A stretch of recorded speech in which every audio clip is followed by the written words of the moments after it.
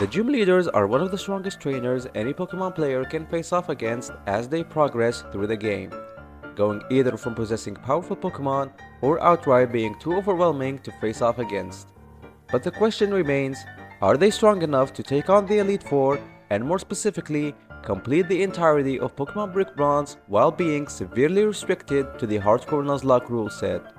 So, in today's video, we will be attempting to play the entirety of Pokemon Brick Bronze using only the Gym Leader's Ace Pokemon, restricting us to only 8 potential encounters, and we have limited resources to play with. So, without further ado, we start off our journey in Menace Town, where after I make my way towards the Professor's Pokemon Lab to receive my starter Pokemon, between the 27 eligible choices, the only one that actually is applied to our run is Bulbasaur, which belongs to the 6th gym leader, Fissy. Now normally per this challenge I should not be using Bulbasaur and it is actually a Venusaur to match the gym leader's ace Pokemon. However, because it's the early game and there's genuinely no way of getting many encounters, especially since we are restricted to hardcore Nuzlocke rules, I will be making a small rule for this where we can use the base forms of each Pokemon throughout this challenge to keep this challenge consistency. So with that out of the way, I head onwards towards where I could find my first wild encounter that legitimately took me over 40 minutes to find, a Pikachu who we catch and name Chad. God forbid I have to suffer again with finding these encounters in the wild. And once I finish taking care of Linda, who is completely helpless when you have a decent poison type Pokemon, I head towards where our first gym is located, Sylvan City, by which after defeating the gym trainers there to help us out on the XP farm, we initiate our first battle against Chad and his electric types. The whole battle itself is not too much of a hassle because our Bulbasaur resists basically everything Chad has to throw at us, whether it was a stab move or something like quick attack, which also grants me a way to further level up my team without worrying too much about needing to switch out. So after a few turns, Chad's Pikachu goes down and we earn the Arc Badge. Defeating Chad now grants me the opportunity to get my first evolution of this run, with Bulbasaur now becoming an Ivysaur, right before we start a battle against Jake just before Brimber City. And you can guess exactly how that went. Easy! As we enter Mount Igneous to search for our newest addition to the team, a Magby who we name after the second gym leader, Sebastian. And thanks to his decent stats even for a baby Pokemon up early in the game, I can deal with the majority of Team Eclipse members here, including the admin with which we make very quick work of, and watch as Groudon arises to give us the I'll be back. look, and we leave towards our next destination, the Brimber Gym. And we can collectively agree right now that with what our team looks like right before battling Sebastian, that this was the hardest gym we could even fight against, solely because none of my Pokemon are comfortable eating overheats left and right from each one of Sebastian's Pokemon outside of Magby that can take at least one of them. So, we're most likely looking at a wipe if I don't play this carefully. I start the battle against Sebastian as I lead with Chad against his Litleo. I waste no time in dealing damage as I click on Spark, while Litleo retaliates with an already stupid takedown that gets a critical hit. Not the best start, but I can at least take the kill with another Spark. Next was his Growlithe, and in a desperate attempt to cheese my way with a paralysis as I click on Thunder Wave, Growlithe ultimately uses Overheat, and we have officially received our first death of the run. A little painful to admit because Pikachu was our somewhat only hope for a specific gym later on in the game. But nothing is over until I say it is over. Nevertheless, Magby coming out actually deals with Growlithe fairly well, and we even take it out without losing too much HP. So last was Sebastian's Magmar, which can end our run here, but knowing that I survive a non-critical hit from Overheat, I stay in and go for Confuse Ray in the hopes that we can cheese the battle, and it ends up landing so we have a shot. Not wanting another death here, I swap out into Fissy and take a Flame Burst comfortably before retaliating with a Leech Seed, and Magmar luckily hits itself in confusion. I was so desperate here that I didn't even focus on the fact that I could put Magmar to sleep right now using Sleep Powder. But luckily, I didn't waste too many turns doing pitiful damage with Seed Bomb, so I used Sleep Powder and Magmar still hits itself in confusion. And with a stroke of luck, I managed to take out Magmar with a combination of Leech Seed and Seed Bomb to earn the Brimstone badge. A battle that actually went smoothly well, despite the fact we lost one of our members. Rest in peace, Chad. We will never forget about you. As we progress towards Rose Cove City, I'm tasked with doing multiple 2v2 battles with Jake, who is just as useless as ever, because imagine having a water type in Vaporeon and not even using a water move on this Fletchender. You idiot. You're honestly an idiot. But either way, throughout this ordeal, the new level cap of 37 grants me the opportunity to evolve Magby into Magmar and Ivysaur into Venusaur. So now we actually possess the real aces of the gym leaders. And in Rose Cove we smoke about every single Eclipse grunt there is. I will come with you to keep you company. Man, shut your... And I head to the Rose Cove gym to battle Quentin's water types. This is basically another free gym because Fizzy can just easily click on Petal Blizzard and get the OHKO on every single one of Quentin's Pokemon to earn us the float badge. Next up was to meet up with Tess and Jake and have a battle with each one of them. Starting with Jake, he leads with Vaporeon and it gets instantly eradicated with a Petal Blizzard. Then I send in Magmar against his Nidorino, which gets burned thanks to Flame Body, and kill it with a Lava Plume alongside his upcoming Zebstrika. Slowpoke wastes a turn setting up an Amnesia before it dies to a Petal Blizzard, winning the battle with plenty of HP to spare up against Tess, who was actually going to be difficult because of her Dragon-type expertise and my Pokemon barely having any way to hit them for neutral damage. We can hit her Gabite and take it out with 2 Petal Blizzards after taking minor damage from a Centurion. And I stay in with Fizzy against her Shelgon to set up a Leech Seed and stall it out, so that it can grant me an opportunity to set up a growth beforehand if things go awry and we'd have some power behind our moves. And after 2 more Petal Blizzards, Shelgon faints and all that's left is Axew, which can easily take it out with 2 more Petal Blizzards, defeating Tess, and I can make a lot of progress in the game to reach my next encounter in Gregory's Peaks, a Rufflet who I name Steven. After which we make our way to Anthean City and go into the gym, where after collecting Steven's tools yet again, I begin the battle against his flying types. This specific gym was the one I talked about earlier about having to lose Pikachu way early on, because the vast majority of Steven's team will outspeed my team and dish out some nasty hits that could potentially end our run here. So the only way I could think of to get past this issue is by having Magmar learn Double Team and set up a couple of those to have a chance of evading their hits. And after I take one nasty close combat from Staraptor, I can take the kill with a Lava Plume. Next was his Skarmory, which I attempt to set up a couple more double teams, getting myself to +5 evasion before I make the horrifyingly dumb realization that all of Steven's teams know the move Aerial Ace, which negates the accuracy checks and can still deal damage to me.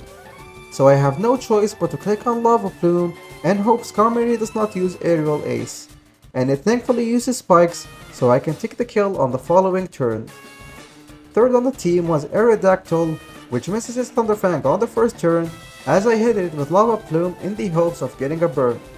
But Aerodactyl, in the most disrespectful manner there is on Earth, dunks on my Magmar with an Earthquake, and we have officially received our second death of the run. Hey guys, editor's note here. Due to my recording software malfunctioning for some reason, I am unable to show you guys the remainder of my battle against Steven. This footage was 90 minutes long depicting the entire battle against him, and no matter what I tried, from duplicating files to changing its extension and even making sure my software was actually working, the footage just always cuts at the part where Magmar dies. But to give you guys the rundown of what happened, Rufflet was almost dead because of Steven's Staraptor spamming Aerial Ace, and Fizzy was able to set up more double teams so that not only was it able to kill the Staraptor, it even managed to heal back against Steven's Braviary with Synthesis, and I was able to defeat it with a couple of Sludge Bombs. So while we were definitely lucky that Aerial Ace clicks did not happen, we walk out of the battle with losses, and we bid farewell to Sebastian. Keep chat accompanied, my friend. With that out of the way, Rufflet now becomes a Braviary, and I go on to rescue Jake from Team Eclipse as I battle against Cypress. And for the record, because of how unfair it is, there is no way I could stop myself from using Absol. I ultimately end up spamming Detect so that not only do I not deal damage to Cypress with it, I also get Absol killed before I properly begin my battle against Cypress with what should have been my lead, Fissy, of which I trade blows with Cypress using Sludge Bomb before taking the kill with another one. His Feraligatr gets obliterated by a Petal Blizzard, and for Blaziken, I make the switch into Braviary to begin setting up with Double Team right after Blaziken misses a Blaze Kick. The reason I'm using Double Team again is because there's completely no shot for me to get past Cypress's Delphox, and the best chance I have at victory is if I can set up evasions and Hone Claws to be able to defeat it. So after 2 evasions and a Hone Claws, I take out Blaziken with an Aerial Ace, set up another double team against Torterra because this thing keeps on throwing and using Earthquake on a flying type, and I follow it after with an Aerial Ace after getting it to +4 evasion. But Samurott certainly gives me the scare because not only does it land an Ice Beam, it also gets a critical hit, leaving me at 12 HP, which I like to believe would have been a KO there had it not been a higher roll. And it puts this challenge in a horrible situation. But luckily, I can still eliminate Samurott the turn after. Finally was his Delphox, and praying to God Delphox just misses its moves, I click on Aerial Ace, but Delphox ends up wasting everything and keeps on using Calm Mind, so we walk out of the battle deathless. Which enables me a chance to head on to Route 11 and shortly after into Old Iridia, where after a couple minutes of running, I find Gible who I catch and name Prince Ryan, which I instantly evolve into a Gabite. But however, due to the fact that my Pokemon are really high level and Gabite itself cannot deal with some of the trainers, I ultimately decide to use the daycare to raise it, and I run around the park for a good while until I am able to get myself a Garchomp, to which I manage to train up high enough to the level cap of 57, and I dig inside the Iridia gym in search for the gym leader, which I begin to battle against soon after. For this battle, the whole plan was simple, since all I need is just Fissy for this. I teach it Grass Knot prior to the gym battle just so that I could utilize its decent special attack stat and also still be able to take out his lead Quagsire with it, so that once Ryan's Steelix does come out, it is practically hopeless against Venusaur, and I begin to set up the +6 evasion with Double Team and also +6 special attack with Growth. So once I do end up getting my boosts, all that's left is for Venusaur to click Grass Knot on everything that Ryan sends out, and I managed to obtain the crate badge with relative ease. So that as I leave the gym, I fly towards Brimber City and head back to Route 5, where I can break this rock right here and have access to the Glistening Grotto, by which I not only find the free Sableye around the area, but also pick up the proper Pokemon for it, who is also part of the challenge, Sableye, who we name Captain B. And it does not stop there, since once I do go back to Route 12, I can pick up another encounter in Houndour, whom I name Zeke. And with that, I have officially established a team of 6, and I can no longer catch anything else. Of which I also managed to train up Zeke to become our own Houndoom, and I'm able to run straight to the Floroma gym, solving its lame puzzle, and battling the Grass Master, Fissy. Okay, so hear me out on this, because what you guys are about to see is just footage of the same exact thing I did with Gym 5, except this time with Gym 6. But I promise you guys that this will be the last time I ever incorporate this strategy again in this run. Just because of how underwhelmingly easy this battle legitimately is, I can just redo the same exact thing I did with Prince Ryan and set up more evasions and growths because his lead Leavanny can barely do anything to Venusaur. And this resulted in one of, if not the most easiest battle I could ever encounter in this run, where my Venusaur gets to spam the living life out of Sludge Bomb and even get us the Harvest badge. After I get rid of Team Eclipse including Jake, I dash to the next town, which is Frostvale City. And there isn't exactly much to talk about here, besides having to spend more time grinding my team to the level cap of 74 and navigate through the force-filled gym to initiate the battle against Zeke and his dark types.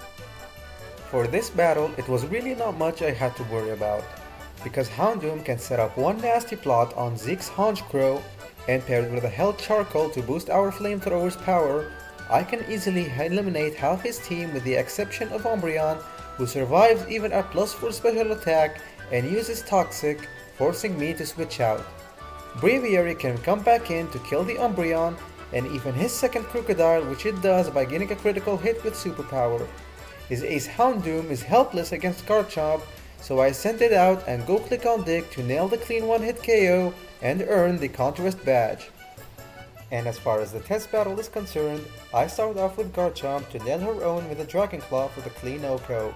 And because of Salamce's Intimidate lowering my attack, Dragon Claw won't get the one-shot any longer, so I swap into Braviary as she goes for Focus Energy, and knowing I survive even a critical hit Outrage, I set up Hone Claws and shred half her team with Thrash from Braviary before I get confused, and thanks to that, I end up hitting myself, forcing me to switch out.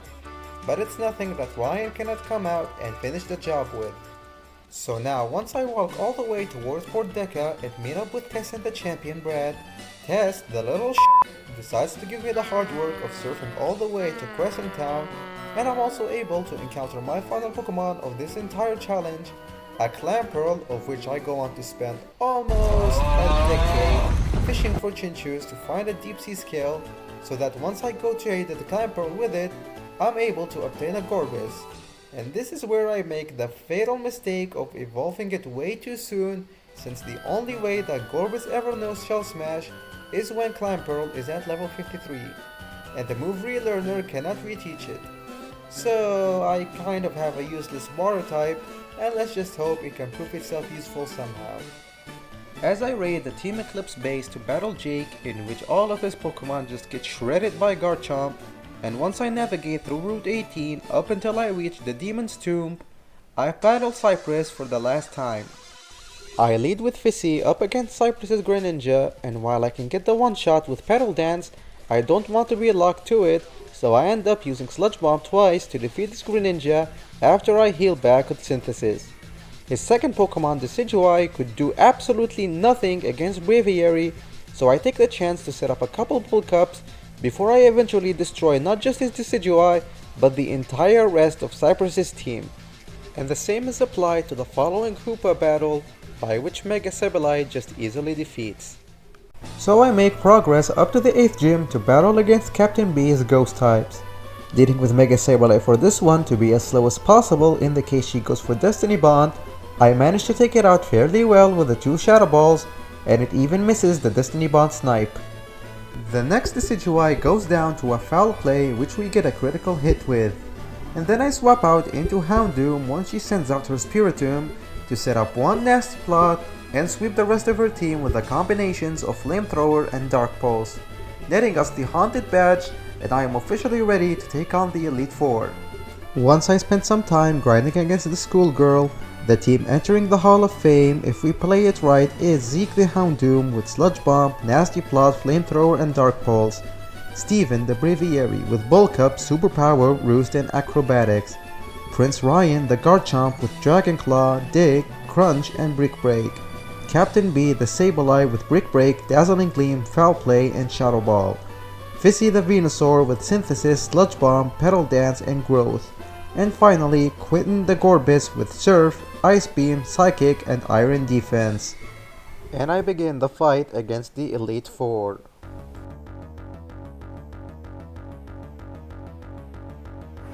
My first battle against Old School Dude starts with me leading with Houndoom and instantly go for a Flamethrower to kill his Ferrothorn. And once he sends out his Aegislash, I did not want to take the risk against the potential Sacred Sword here, so I swap out into Braviary. And I decide to use the Aegislash as a setup fodder so that even if it chooses to go for King's Shield at any given moment, I can set up Bulk Up however much I want to. So I managed to set up to +5 and eventually take out the Aegislash with 2 Acrobatics.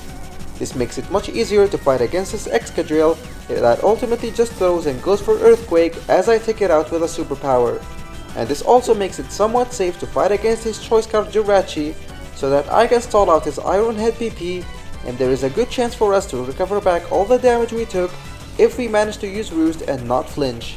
So once I find a safe opportunity to take out the Jirachi, of which it managed to get me dangerously low on health, I stay in against his Mega Metagross, which nails me with a scary Rock Slide before retaliating with a superpower that isn't not enough. And I swap into Garchomp to finish the job with a Brick Break. 1 down, 3 to go. For Jamie, I had no other option going into this battle but to take a gamble with leading with Garchomp, so that I could go nullify the Hail turns that Ninetales sets up by using Sandstorm, which miraculously works as it goes for Aurora Veil, and I instantly switch into Gorbis to stall out the Aurora Veil turns and try to cheese it by using Swagger, which ends up missing. So I yet again swap into Houndoom so that once I Mega Evolve, I set up Nasty Plot and some double teams to further cheese this battle, and I am able to sweep half his team before falling to Kyurem, which manages to land the disrespectful Stone Edge that we all know misses when we need it most. And sadly, our Houndoom goes down. Great job, buddy, you fought valiantly. I bring out Garchomp to finish off the Kyurem, and finally bring back Gorbis so that it can manage to eat the explosion that comes from Glalie relatively comfortably. And I walk out the battle with only the death of Houndoom. Hear us from above, Chad and Sebastian, pal. Next was our hero. I once more lead with Garchomp to easily take out his Toxicroak before making this battle 1,000 times easier by sending out Braviary on his Annihilate, and begin setting up with bulk ups enough for me to be able to survive against this Terrakian Stone Edge and sweep all of his team by using only Acrobatics, a short and sweet battle. Lastly is Sryban, and I can easily eliminate both his Indeedee and Armarouge with Garchomp by using Crunch and Dig respectively. And once Hatterene comes out, I bring Fissy to deal damage with Sludge Bomb, which doesn't do too much since Hatterene sets up Calm Minds, but it just acts stupid and goes for Giga Drain on Venusaur, so I'm able to eventually take it out fine. Against his Mew, I bring in Sableye, who shreds Mew with zero problems, and it even makes my job much easier since it sets up with Swords Dances, further powering up my Foul Play damage output. And his final Pokemon, Alakazam, just ends up throwing and goes for Focus Blast and a weak Shadow Ball, before it finally falls and I am able to make it to the champion.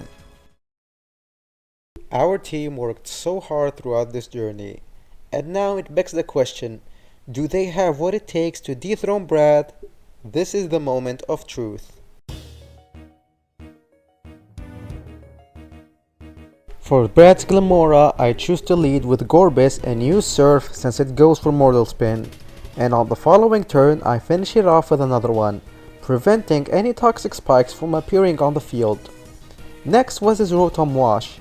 With seeing no other play for it, I decide to try confusing the Rotom Wash, but sadly I'm not fast enough, so Gorbis feints to a Volt Switch, and it switches into Landorus. I bring out Fissy to try hitting it with Petal Dance since I expect to see Earthquake, but Brad goes for Stealth Rock and I manage to hit it. Then on the following turn, Brad uses Earthquake, which we survive, and I can finish it off with another one. And because I'm locked into Petal Dance, I can't switch out, and this is perfect because when Rotom comes back out, we can easily eliminate it with another one. And with that, Fissy's job is over.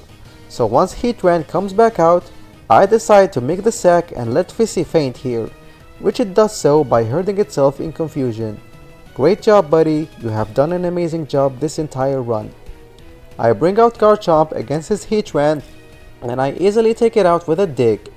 And his upcoming Goldengo is no problem since I start by setting up Sandstorm in the hopes I trigger Sand Veil, and I'm able to pop its Air Balloon and deal super effective damage with Crunch before retaliating on the following turn with Dig, which surprisingly does not kill. But Goldengo misses its Make It Rain thanks to our Sand Veil ability, so I easily take it out with one more Crunch before Brad sends in his deadly ace, Salamence, of which I try to cheese again by setting up Sandstorm to trigger my ability, but looking back I should have gone for the offense since he uses Dragon Dance, which on the following turn allows Salamence to hit me with a Double Edge, killing my Garchomp.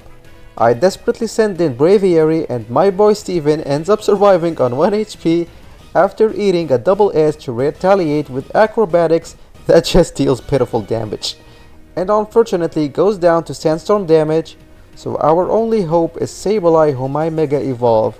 and click on Foul Play to take on the advantage of the buffed attack Salamence has, as it ends up going for Roost, hailing back all the damage I dealt, and after seeing Foul Play not even deal half to Salamence, my heart sinks and Sableye has a chance to die to Double Edge here, so I decide to click Foul Play anyways.